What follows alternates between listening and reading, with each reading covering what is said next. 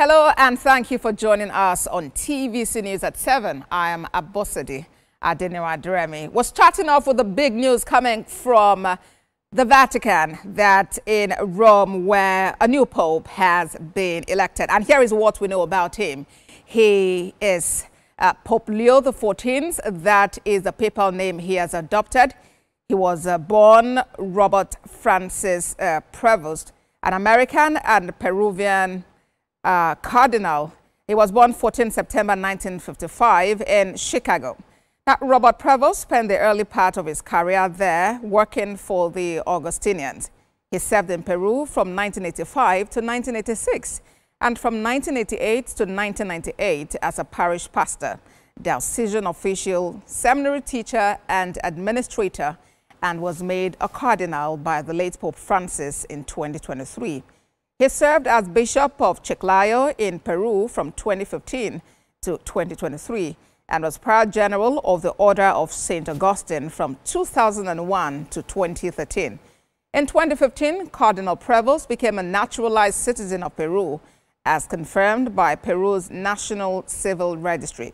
He served as Prefect of the Dicastery for Bishops and President of the Pontifical Commission for Latin America since 2023. Now, he is the first pope born in the United States and the first from North America as a whole. Joining me on the news at 7 for more on this historic happening is Director of Social Communications Catholic at Diocese of Lagos State, the Very Reverend Father Anthony Godono. Good to have you join us at this time. Habamas Papam, we have a new pope. We have a new head of the Catholic Church, Pope Leo XIV. What is the significance of this happening on the very second day of conclave?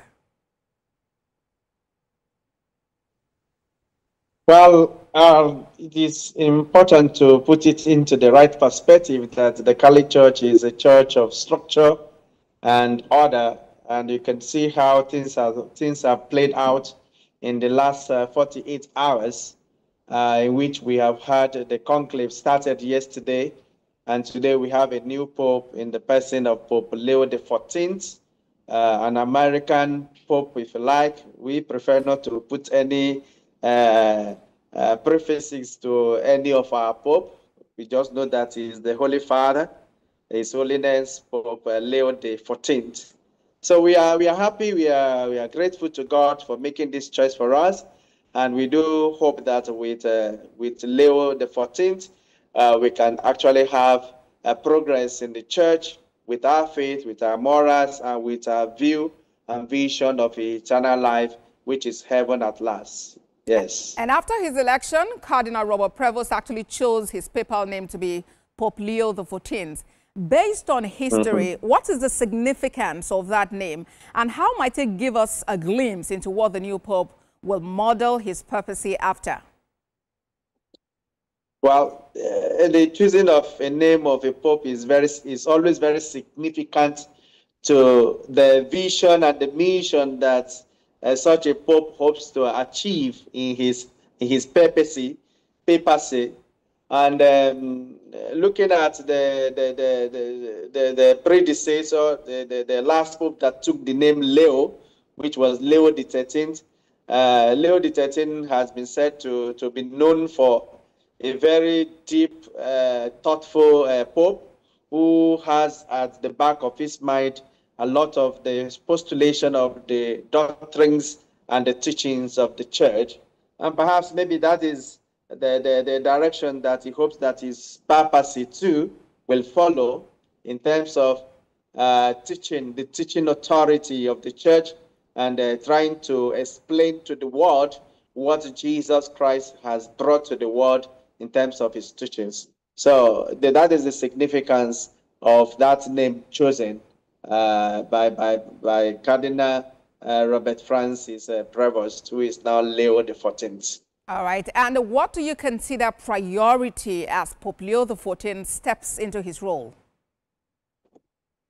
Well, if all those who listen to, if you go back to listen to his inaugural speech that he just gave a moment ago, you will see that he's a man that is ready for progress.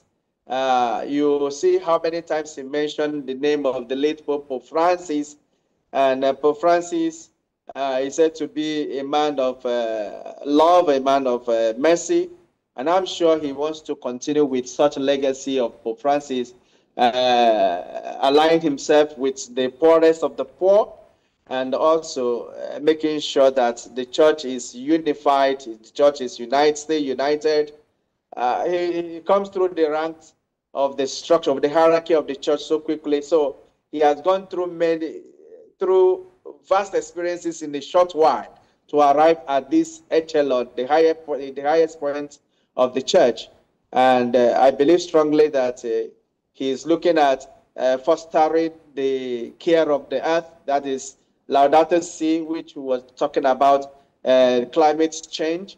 You talk about his vision about the churches the churches that are in periphery, and of course he also has his own heart in terms of the local churches. Of course, as he also mentioned mentioned in that inaugural speech, making a special reference to his home diocese of Chiclayo in Peru. You know, so these are some of his vision and mission that one can talk about from his inaugural speech. All right. Let me ask you this one that is quite personal. We know that as part of the conclave, we have Cardinal Peter Okpaleke.